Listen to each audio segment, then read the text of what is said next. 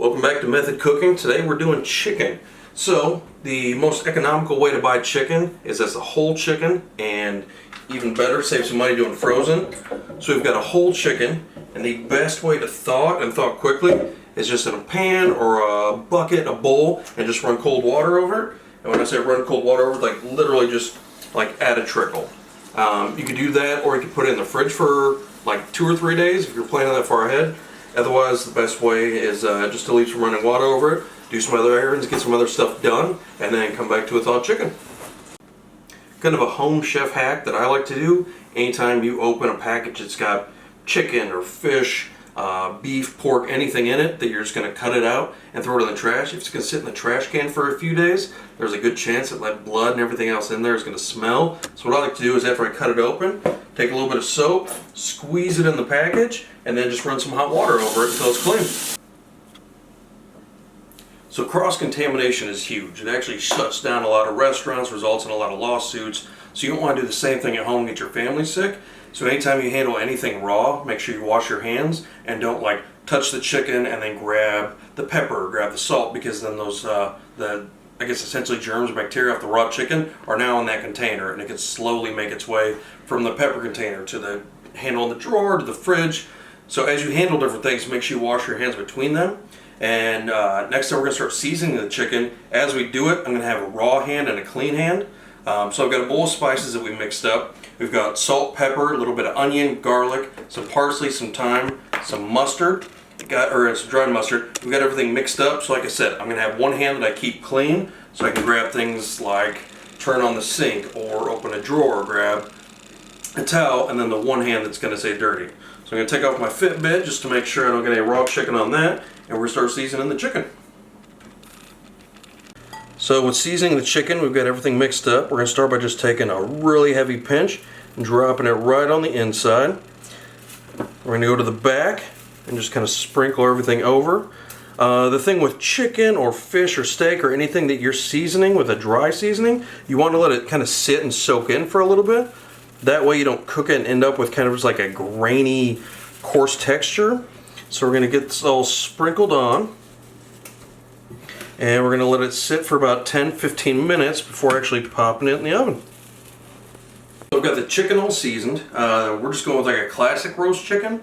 So the seasoning I use aren't necessarily what you have to do. If you're making chicken tacos, you could add cumin and paprika, a little bit of chili powder. We got the oven preheated to 350. We're going to cook it for about an hour.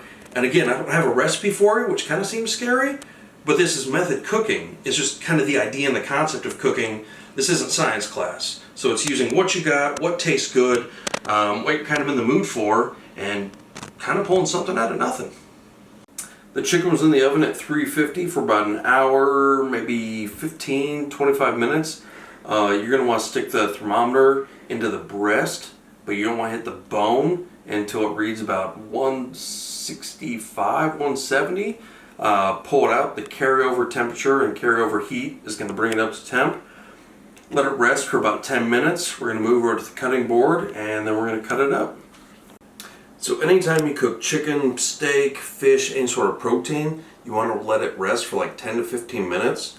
And even though this is method cooking, right now we're in the middle of COVID season, so it is almost 1 o'clock in the morning. So all the cooking shows where it's awesome and great that it's like mid-morning and they're having friends come over for lunch, sometimes this is the only time you have to cook. So late at night we're going to cook, everything is rested, we're going to cut this up, get ready, and we'll have dinner ready for tomorrow. With the chicken, we're going to start going through the legs and the thighs. We do a little cut right where it meets the breast. Pull that out, and once it's roasted, it'll come right off. There's a small bone where the thigh meets the leg. We're going to cut right through there. So now we've got a thigh and a leg. We're going to do the same thing on the other side. And just kind of peel that back. And again, look for where that bone goes between the leg and the thigh. And after we get this on the plate, we're going to move on to the breast. So chicken, there's a breastbone right in the middle. So we're going to cut just off to the side of that.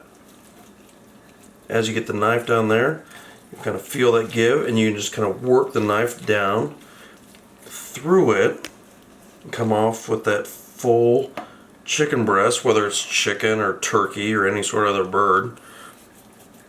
So again, just like cut down and just kind of like twist the knife back and forth, and it'll find that like kind of natural seam, and get that cut off as a nice full breast.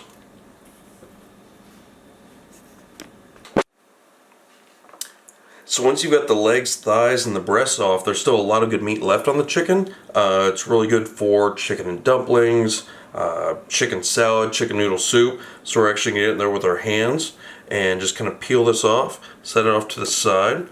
And as you get down to the bones, I think we're going to save the bones and end up running a chicken stock for that chicken noodle soup, or just to have chicken bone broth on hand. So if you're the one cooking the chicken, the hands down best part of the chicken is called the oyster. It's where the thigh interacts with the back. It's this little piece of meat right here. You peel it out. It is hands down the juiciest and most delicious part of the chicken. So it's definitely the chef's cut. So as you're cutting up a chicken, save this for yourself.